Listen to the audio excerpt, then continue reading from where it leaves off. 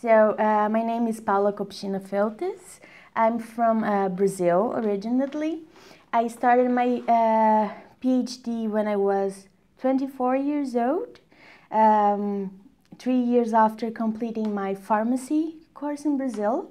So in between the pharmacy course and the PhD, I was a trainee in quality assurance in the biggest cosmetic company in Brazil. So that gave me a very interesting, let's say, knowledge of industry that was important for what I'm doing now.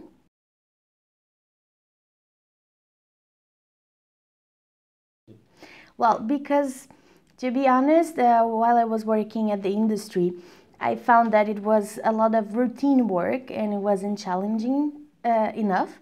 And since during my whole pharmacy study, I was doing a lot of research already in the field of nuclear medicine, I missed all this, the challenging, being able to have my project and my ideas. So I decided to come back to academia. So then, as I was saying, then so I decided to come back to academia because of that. I wanted again to be more challenged, and it was quite curious that in the day that I left the industry itself, I made a contact with my previous supervisor. Do you want to pause? No? With my previous supervisor from the university. And she was here in Groningen closing a collaboration between the universities. And then she told me that probably there would be, of course, an opening for a PhD student with this double PhD degree.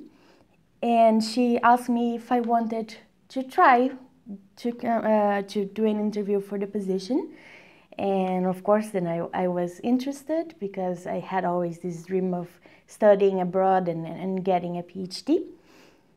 And after all the interviews, I was selected, and then I came in 2014.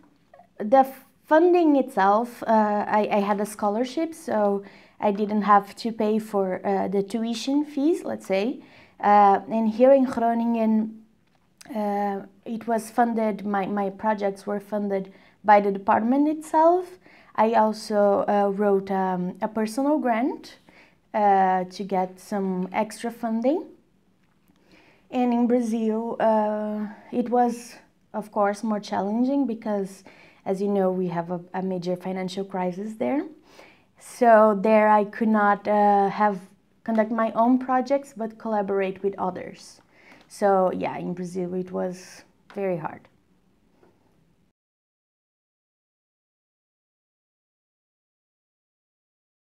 Yes. No, I wouldn't say much about the weather because I don't mind that much, but I would say the country policies are relevant in terms of what they can offer for research funding and opportunities for research. Then in this matter, I would say that it is important the country you go.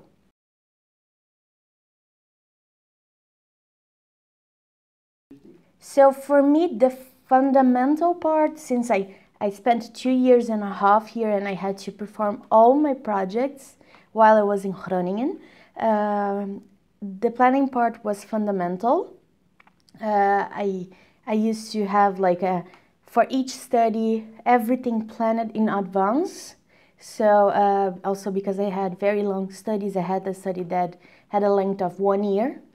So I always had to plan a lot. So that's my major tip for anyone who would like to do a PhD is to plan everything ahead.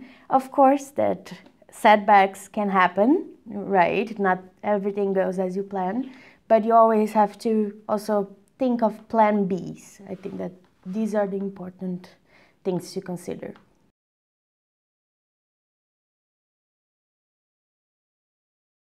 To save time, I would say that you cannot have your email open the whole time. So dedicate a part of your day. Let's say first thing you do in the morning, you read your emails, you do the priorities you have to, if you have to reply something, and then you just go and do your experiments. And of course, that having collaborations saves a lot of time. If you can have an extra hand to help you in your experimentations is always great.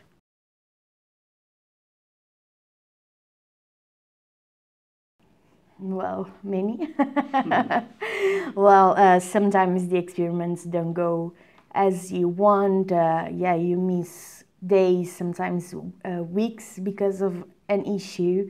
So yeah, these are the main problems I had were related with, for example, I did a lot of preclinical work, so yeah, issues with delivery of the animals, or sometimes with the synthesis in the lab.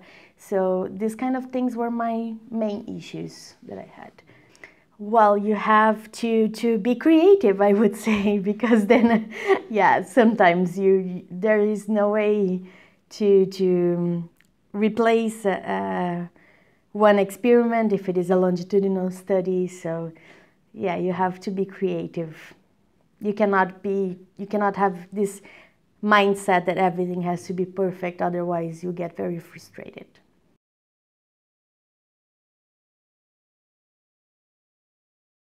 When I came here, I had no previous knowledge on doing any PAT synthesis, so I had to learn everything from scratch. So of course I made a lot of mistakes with that. Like for example, receiving activity from the cyclotron, and where does the activity go? Didn't trap, things like that. Or in the beginning, of course, here you also learn how to do data analysis of imaging processing. So sometimes I had to redo all over again until you have the learning curve, until you reach a plateau, let's say, that you know how to do it. So these, yeah, you have mistakes in every step of the way.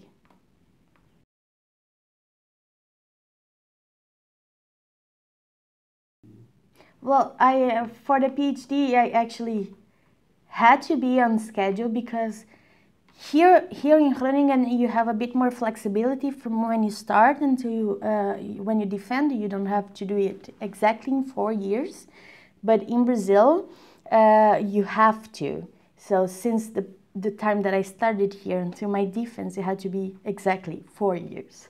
So yeah, unfortunately I was able to be on schedule.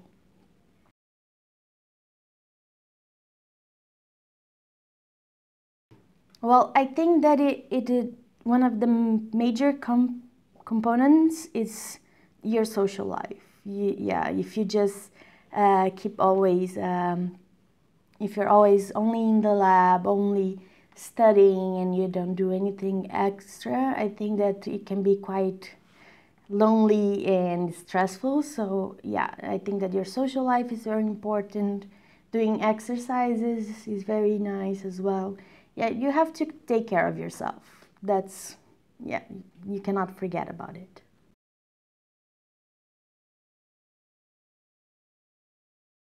Well, for me, the nicest part was that with my supervisors, I always had some freedom to propose ideas. For example, my whole thesis was my idea. So of course they gave me tips because of their expertise and know-how. But every chapter was based on something that I came up with. So that was very, very fantastic for my PhD.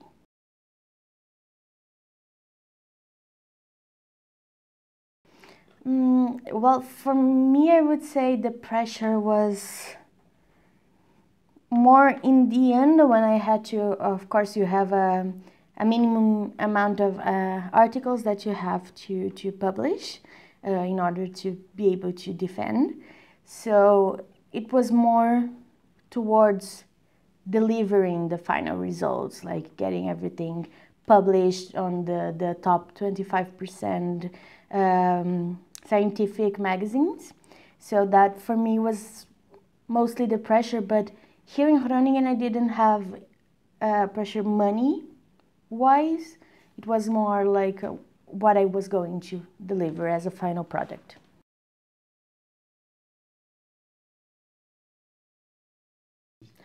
Well, there's a saying that it's, I think it applies a lot, that a successful PhD, it's a finished PhD. Because you know that always when you are studying something, there's always more and more ideas, and you can spend a limited amount of time trying to improve your experiments and everything. So I think that you have to be realistic and stop at some point. And I think that if you manage to do that, you are a successful PhD.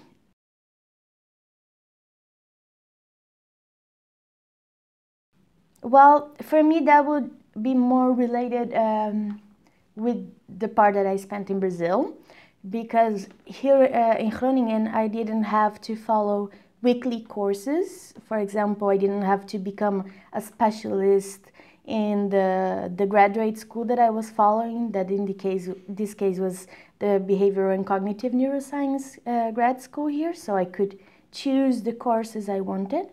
Whereas in Brazil, I was following the geriatrics course, and I had to, at least 3 days a week, I would spend full time at the university following courses because they wanted us to become a specialist in that topic. So yeah, that really took a lot of time that I needed for writing, for example, my articles or the thesis itself. So I would like to have known those differences in advance.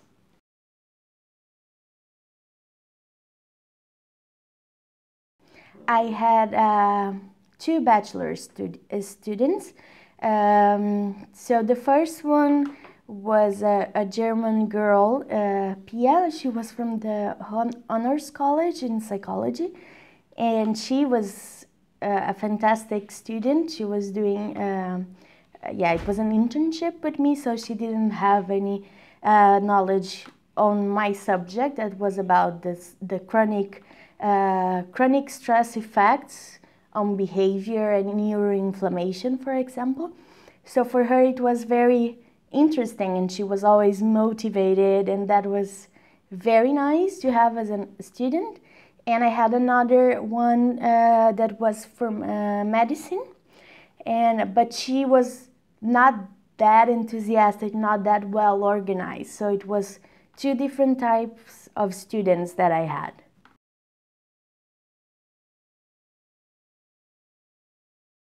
Well, since they were bachelor students, they could not do any type of manipulation with the animals, for example. And since my projects were also a lot with behavioral experiments, you cannot allow another person to be with you because that can be a bias. But then they were useful for me in the data analysis. So that was helpful.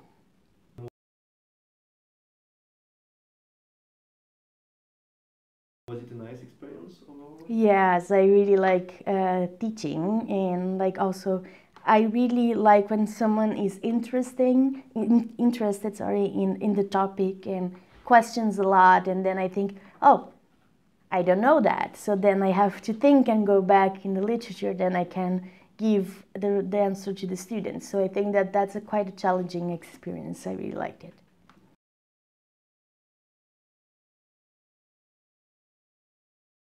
Well, for me, it is always to keep them motivated. I think that to try to transmit to them your excitement about your project, your passion, and always, for me, it's always I'm a person that likes to have a planning for everything. So I think that also keeping them organized, it makes your life also very much easier. So yeah, that would be my tips.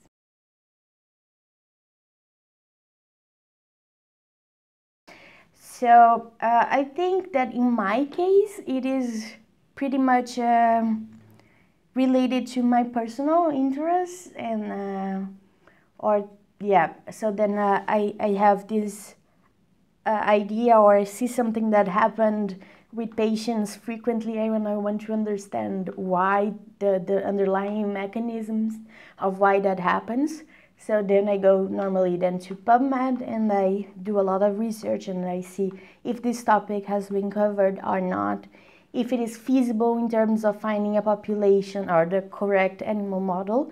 And then I start just brainstorming with my supervisors until we can come up with a nice research project. So that's more or less how it goes.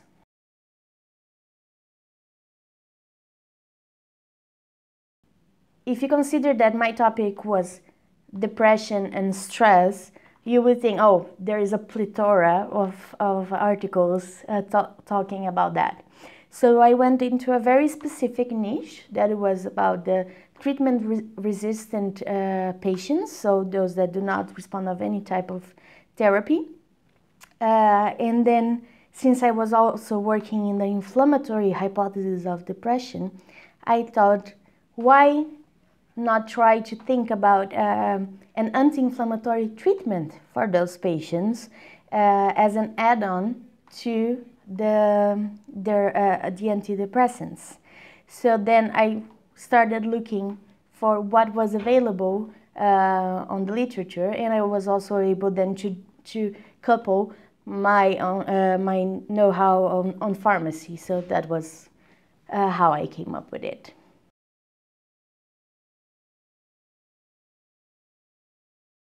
Well, it depends. When I was doing my PhD, there were several. Yeah, I normally have also those subscriptions on PubMed that they send you weekly. You can define per subject. For example, you put the topics out: depression, stress, and inflammation, and then they will send you everything related to that weekly. So then you can choose from those which ones you want to read. So this is more or less how I kept on a selection of articles on a weekly basis. And now in the current position that I am, I have less time to read full articles. So I would say that normally I read two to three articles per week. And also then, of course, if I have a new project, academic project, or something related with the industry, then I'll go after that. But mainly nowadays I'm reading more study protocols than articles itself. Yes, the first thing is always reading the abstract first and seeing if it does fit my interest, if the results are something that are relevant for what I am looking for. And if that is not the case, then I already go for the next one, so I don't lose much time.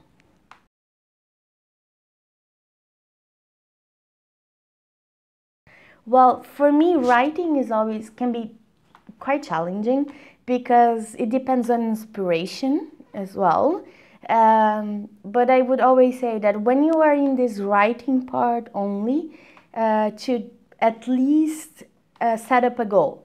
I at least have to write a page per day or something like that. Even if it is not good enough and you have to rewrite and polish a bit afterwards, I think you always have to set up a goal, otherwise you won't meet your deadlines.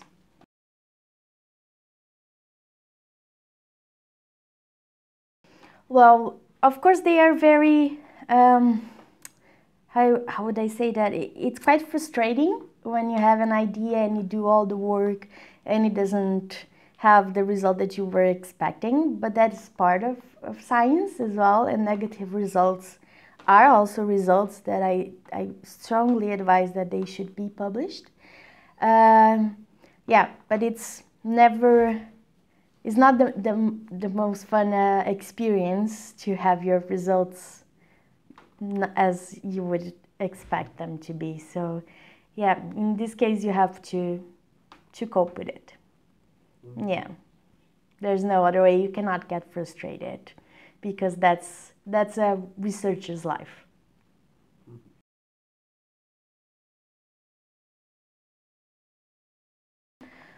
Well, that's a tough one because I had one of my papers.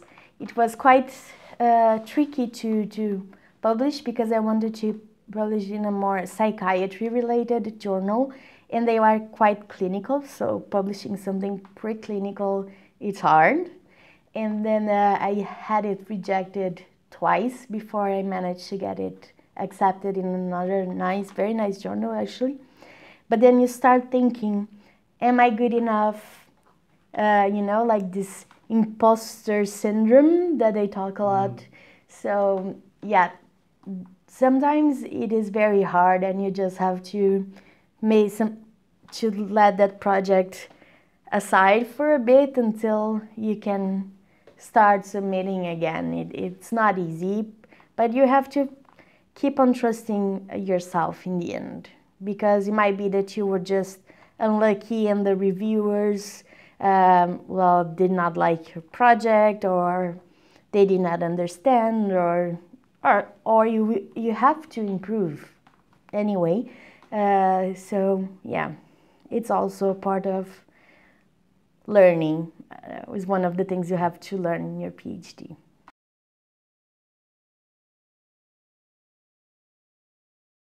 Well, during the PhD, I was more engaged in my social life because I was also in the office with several students. So we were always talking and doing things together.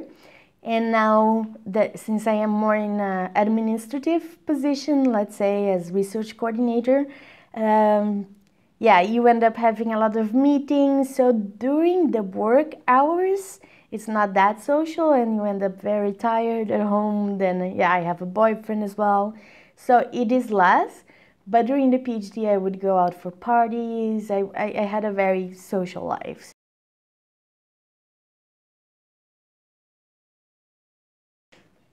Well, during the PhD, if I have no idea how many hours I would work per week, because sometimes I would start here at 7 in the morning and at 8 at night, or 9 at night, depending on what I had to do. Weekends I had to be here also to take care of the animals, so I have no idea. And nowadays I work from 36 to 40 hours per week. And depending on the project I'm working, if I have a sponsor that wants to speed up, I also have to work in the weekends a bit. But I try to limit that because I want to keep now a bit of a work and life balance now that I finished.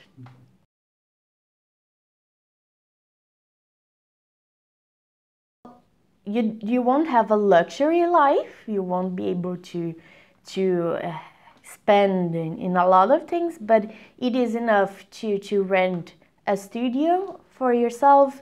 It is enough for having nice meals once in a while, traveling, having a weekend trip. So yeah, I think I lived very comfortably, so I don't have any complaints.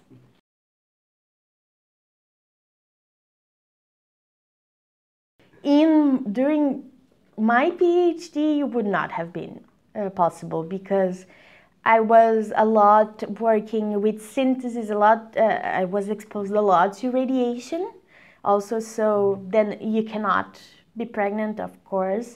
So, but if someone is doing something more related to methodology, or something that you can work with programming, with softwares on the computer, I think it is possible.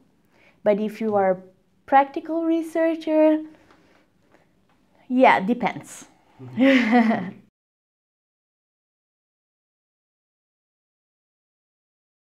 Yes, for sure. I think that it was one of the best things I've done with my life, both professionally and also personally. So yeah, for me, I for sure would do it again.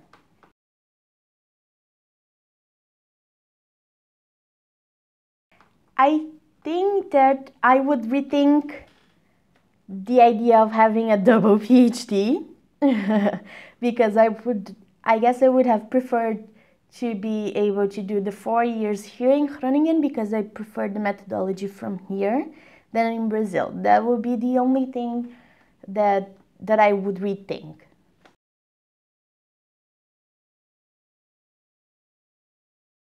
I would still keep with my same topic. I really am proud of my thesis and what we have done. So yeah, for sure the topic would be the same department, same supervisors.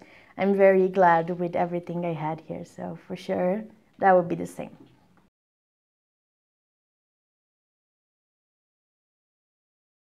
This is a tricky question because I know I micromanaged a lot. This is something that I do. Like I want to do every step of the project from the planning, execution, and analysis. So perhaps I would have asked for more help. And in this way, I wouldn't lose so much time or have to redo so many things because I did not have the whole experience to do it by myself. But on the other hand, I think that learning how to do everything, the whole process, was very important for my professional career. I think that in the end it was worthy.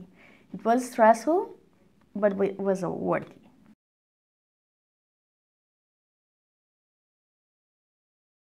Well, I think you have to be creative. I always think that being creative is important. You have to work hard, not be afraid of the challenges because you're going to have a lot. You have to be organized and be able to plan everything in advance. I think that these would be the fundamental skills and being able to work very hard. You don't have to be like some people think, I can only do a PhD if I am super intelligent or have a really high IQ. But I think that if you really work hard, you are able to achieve your goals.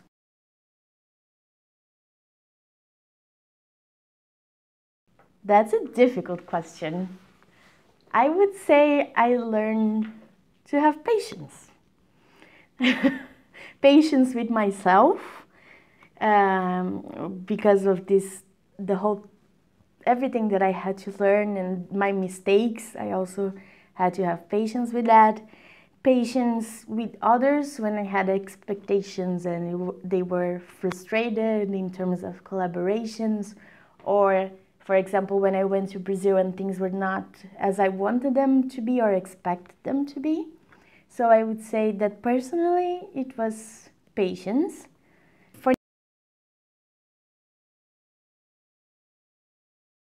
new PhD students, I would say that you have to be motivated and follow your dreams and don't give up when you have negative results or when things don't go as you expect.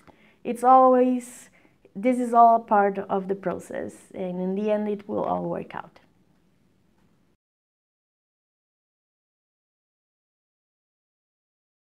Yeah, so for me, I already knew that I did not want to stay, for example, in Brazil for the next years. I wanted to go to a place that I had more scientific funding and opportunities.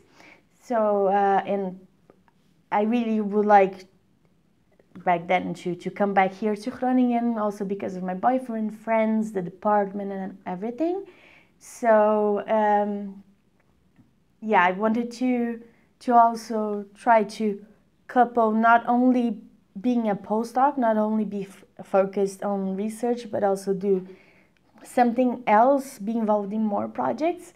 So this position that I got as a research coordinator and project manager is quite ideal because I work with many people and I can also have my own research. I don't have much time for my own research, but anyway.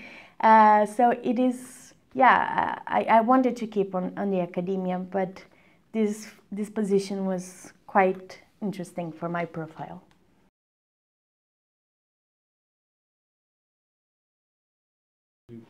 I guess that I already mentioned before in the sentence of for the new PhDs, yeah, you have to follow your dreams, I guess, in a PhD. I guess it's not something that just happens. I guess that if you want to do it, it's something that you have been thinking about it for a while. So yeah, you just have to follow and be hardworking, and you're gonna get there. Okay.